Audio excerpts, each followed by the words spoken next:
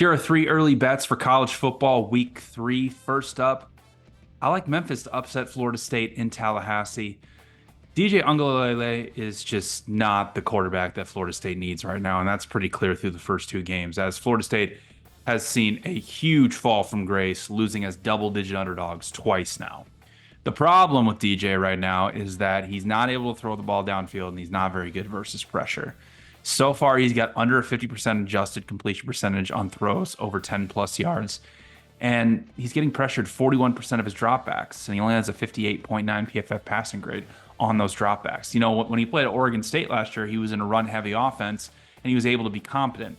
But now, Florida State can't run the ball. They're only averaging 2.5 yards per carry, and their offensive line has a -5 EPA. So all the pressure's on DJ, and he's not able to perform. Memphis, on the other hand, has a really good quarterback in Seth Hennigan, who now is in his 4th season as the starter. He's just been a really solid quarterback his entire college career. Last season, he was second team All AAC and had an 82.2 PFF passing grade. He's really, really good versus the blitz. Last season, averaged 9.4 yards per attempt and had a 73% adjusted completion percentage when blitzed.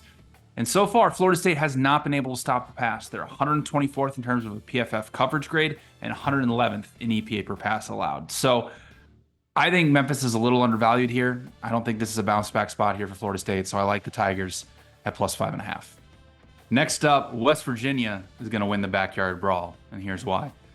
West Virginia has a really, really good rushing attack that got stopped by Penn State in the first game, but that was against one of the best defensive lines in the Big Ten. Now they're going to be facing a much weaker defensive line, a Pittsburgh team that basically lost everybody up front, including their defensive line coach. I know Pittsburgh was able to stop West Virginia in this game last season, but Jaheim White didn't play. And he is by far West Virginia's biggest threat on the ground. Last season on over 100 carries, he averaged 7.7 yards per attempt and had a 91.6 PFF rushing grade. So West Virginia really should be able to run the ball here. Cincinnati just put up 4.1 yards per carry against Pittsburgh's defense. So I like West Virginia to be able to run the ball effectively. Eli Holstein, the quarterback for Pittsburgh, is a turnover waiting to happen. He was very, very fortunate not to turn the ball over multiple times against Cincinnati. He had 5 turnover-worthy plays, but only fumbled the ball once. And the previous game against Kent State, who's one of the worst defensive teams in the country, he had 3 turnover-worthy plays. So he's going to be facing a West Virginia defense that was 12th in havoc last season and brought in a lot of great high-value transfers. So if the pressure is on him to have to throw the ball in this game, he's probably more than likely going to turn the ball over. So I think West Virginia is a little bit undervalued here. I think their rushing attack really should be effective against Pittsburgh's weak defensive front. So I like the value on the Mountaineers at -2.5.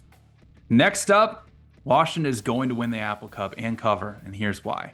The Huskies looked really good against Eastern Michigan last week, specifically Will Rogers. And it's so refreshing to see how good he can be in an offense where he doesn't have to throw the ball 40 to 50 times a game like he did at Mississippi State. He only attempted 26 passes against Eastern Michigan and was nearly perfect. Had over 300 yards passing, 4 touchdowns, 90.2 PFF passing grade. And the pressure is really not on him to throw the ball a ton because Arizona has a really good running back in Jonah Coleman. Last season at Arizona averaged over 6 yards per attempt and averaged over 5 yards per attempt after contact. He's a bruiser, and he's one of the better running backs in the Big Ten. Now, as for Jedd Fisch, he destroyed Washington State in this game last season. Arizona won the game 44-6. They put up over 500 yards of offense, and Jonah Coleman went for over 6 yards per carry on the ground and 3 touchdowns. As for Washington State, they got a very impressive win against Texas Tech in week 2. But I really question when their quarterback, John Mateer, is asked to throw the ball a ton, if he's actually able to be effective. He was only 9 for 19 for 161 yards with a touchdown and interception in that game against Texas Tech. Was able to run the ball for almost 200 yards per carry, but that was against a very weak Texas Tech front 7.